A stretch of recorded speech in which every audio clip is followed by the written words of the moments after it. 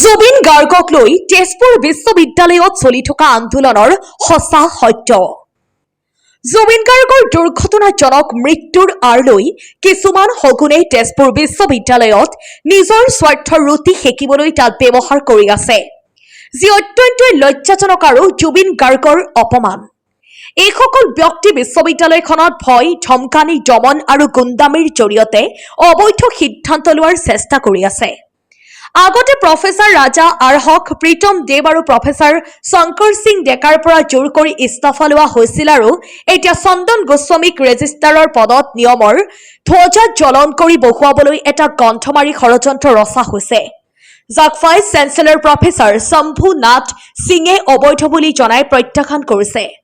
তেজপুৰ বিশ্ববিদ্যালয় এতিয়া শিক্ষা মন্দিৰতকৈও কিছুমান অসৎ ব্যক্তিৰ ৰাজনীতিৰ আড্ডাচিন হৈ পৰিছে, কাৰণ এতিয়া ইয়াত গুণ্ডাৰাজ আৰু স্বাৰ্থৰ প্ৰতিধ্বনি শুনা যায়, য'ত ক্ষতি মাথো শিক্ষাৰ্থীৰ হৈছে, যাক কোনো ৰূপতো সঠিক বুলি কোৱা নাযায়।